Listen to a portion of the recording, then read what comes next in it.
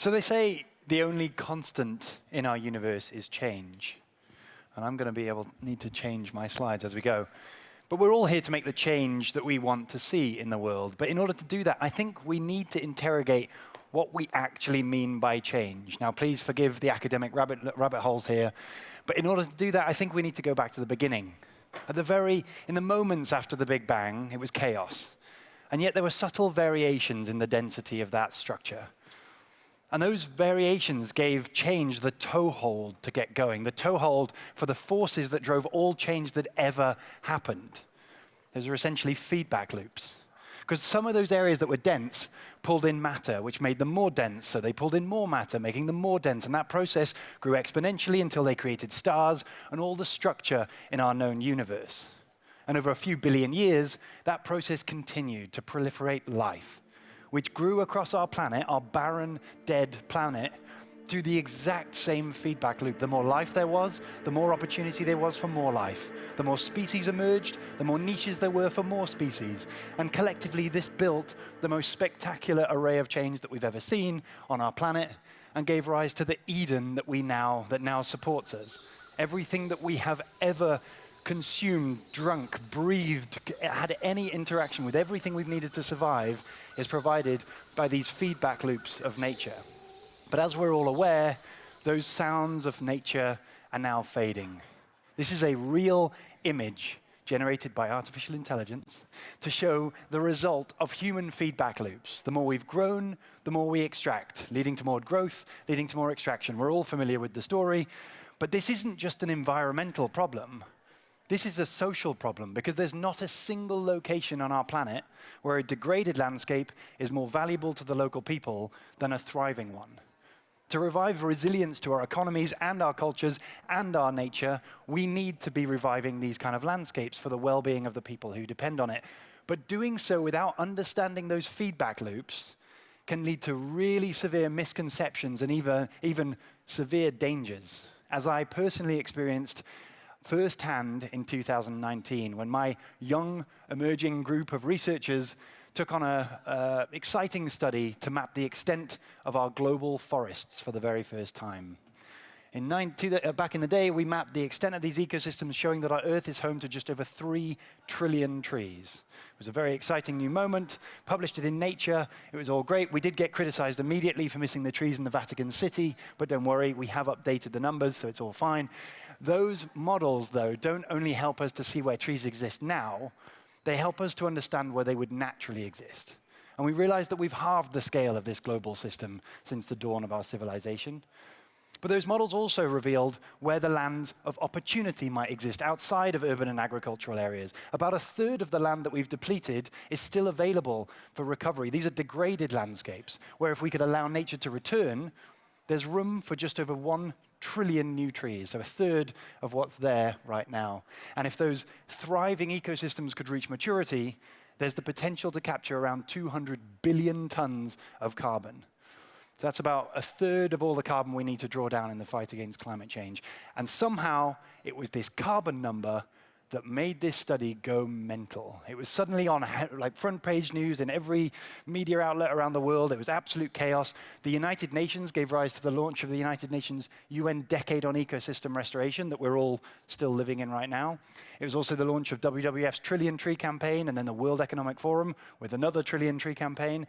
And then suddenly when the president in the United States starts planting trees on the White House lawn, you think this must be too good to be true. And of course, that's exactly what it was.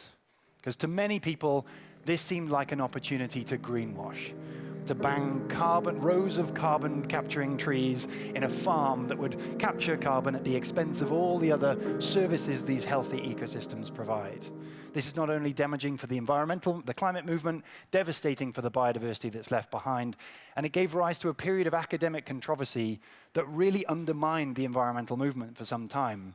And it was particularly difficult and painful for myself. It was a very dark phase in my career. Scientists said we'd underestimated the efforts, we'd overestimated. People called me an armchair ecologist and more creative insults along the way. And soon then came the headlines.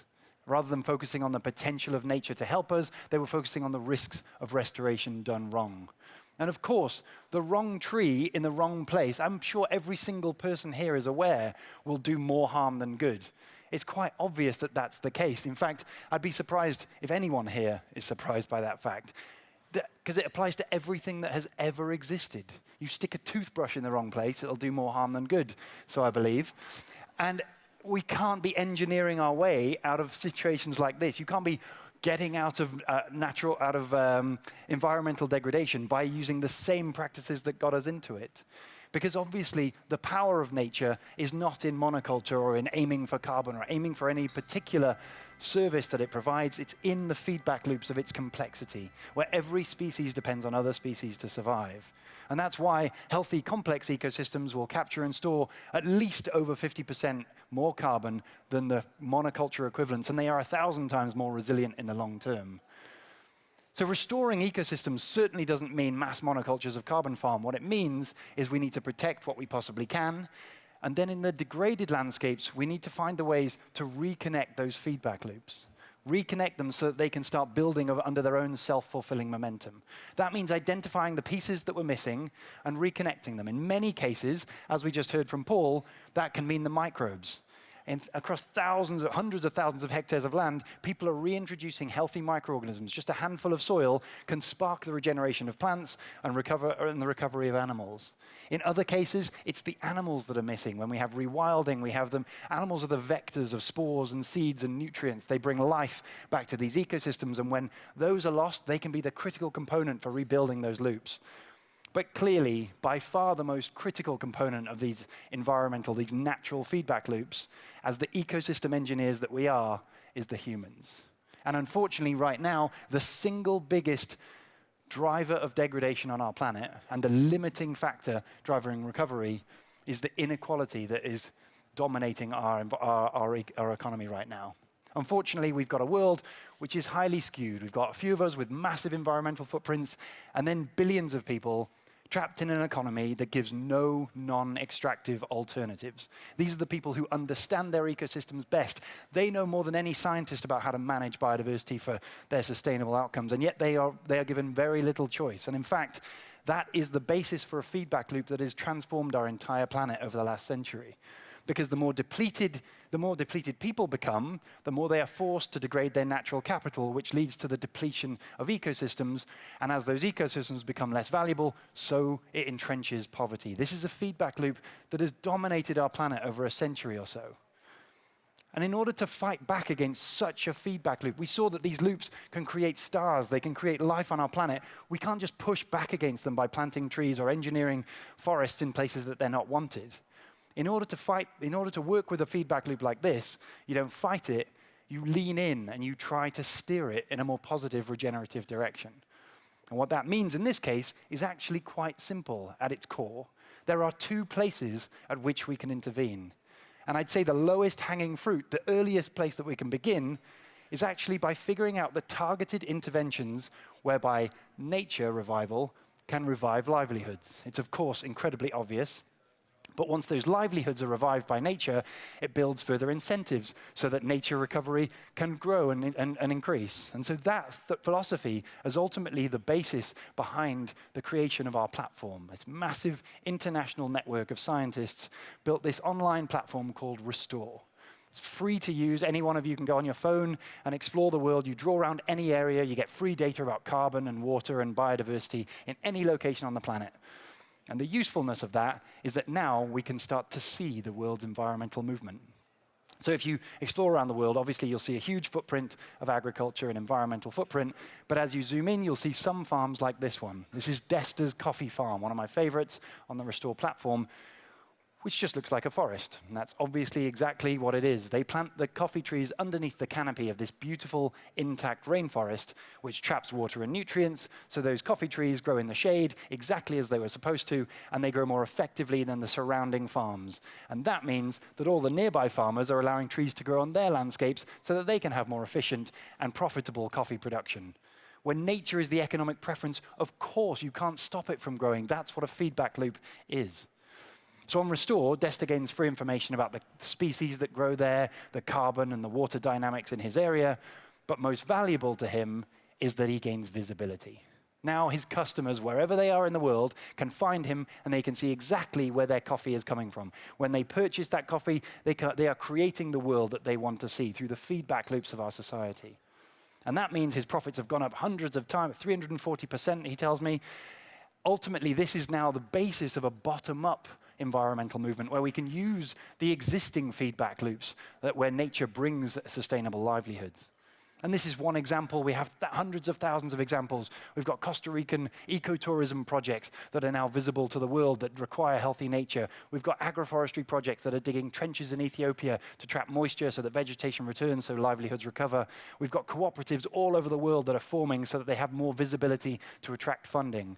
And with hundreds of thousands of these initiatives across 170 million hectares of land, we now have the real basis for a burgeoning bottom-up environmental movement that we can all see with our own eyes. We can have visibility and transparency, and we can all engage with just the click of a button. You can buy the coffee, buy some bananas, go on an ecotourism holiday, donate, volunteer. In any way, we are now fully connected to this movement, and so our feedback loops can start to feed into the process. And obviously for me, as a scientist, it's quite exciting because we now have an unbelievable new source of data. Data about the state of global ecological recovery at an entire global scale, which is obviously very exciting, and we are getting the first glimpses into what that means. I was expecting that most of the project would be failing, would take decades to recover, but in fact what we see across 160 million hectares of land, that's 16% of the global UN goal. We're seeing a 2% increase in vegetation recovery and complexity across that land area. Obviously, these are not the areas that are being degraded. These are the protected areas within those polygons. But this is the signs of a truly burgeoning bottom-up movement. And every one of those is an instance where nature is improving livelihoods, which is making nature improve more livelihoods. So obviously, this is the reversal of the feedback loop of degradation in all of these millions of hectares. But we talked there about the first intervention. There's arguably an even more powerful way to intervene with this feedback loop. That's rather than focusing on the restoration first, it's focusing on the poverty alleviation. When you remove the economic drivers of degradation, when you remove the forces that are driving people out of urgent need to deplete the natural capital around them, often they might be lifted out of that economic situation. It alleviates the pressure on the environment, so the environment does better, and once again, that then incentivizes rural livelihoods, once again building that feedback loop that can spiral. And the reason I say this is an even more powerful potential intervention is that this is the one where we've seen the biggest scale of the changes, because often these are the places where you see national scale interventions. Restore is now used by the FAO to track national interventions and how they're doing towards their CBD targets, their international biodiversity targets. But all these individual countries are now using it as a mechanism to figure out how they distribute resources. And one of the most inspiring examples, I'm sure many of you are aware, is the spectacular story of Costa Rica. Costa Rica, about 30 years ago, initiated their Payment for Ecosystem Service program, the first of its kind to compensate local farmers for protecting their nature. They were about 25% vegetation or natural tree cover by that time, and they were really seeing huge levels of deforestation. But by distributing wealth and removing the economic pressures that drive degradation, they were able to recover huge amounts of vegetation cover and carbon storage, and it's been the world's best good news story for ecological recovery. But there's always been this question mark. We didn't actually know if the integrity of those systems was returning until now. By sharing the locations of all those sites, we could send scientists to all of those locations, and they've been doing this, recording the soundscapes of ecological revival. Those soundscapes look something like this. This is the soundscape of a natural, intact rainforest, one that was untouched, the way it would naturally be, with all the high and low frequency noises. But about 30 years ago, 75% of the country would have sounded more like this. This is the sound of a static, degraded ecosystem, a pasture where you hear some birds and insects, but none of that frequency variation is all gone. In contrast, across those hundreds of thousands of sites where wealth was distributed to alleviate poverty, the soundscape is now, on average, sounding like this. A lot of that frequency variation has returned, and what you're hearing in the background is the sound of howler monkeys, We don't get organisms, large-bodied organisms like that, unless there's all the food and nutrients to sustain them. Human beings have brought this back by simply alleviating the pressures that drive degradation at scale. And this has happened at a national scale. About 86, the blue line is about 86% of the way to being the green line. That means 86% ecological recovery at a national scale, simply by distributing a tiny fraction of the nation's wealth. And what's even more exciting, I thought, is that we correlated those soundscapes with the sound of music. We downloaded 100,000 most frequently downloaded songs on the internet, which, as you might be happy to know, sounded a lot more like this than it did to the static, degraded landscape. And of course, that seems very wishy-washy, but it's baked deep into our evolutionary history. We've evolved in ecosystems that provide these nutrients and resources, where these sounds indicate healthy, thriving ecosystems that we need. So of course, it's baked into our deep evolutionary preferences that we prefer songs that don't sound like static. And arguably, the even more exciting part of this story is that it all happened at a time of economic growth for the region. By investing a tiny fraction of their wealth, they grew massively over the last 30 years, proving that just like Destas and the other farmers across the Restore network, nature can be the economic preference at a massive scale.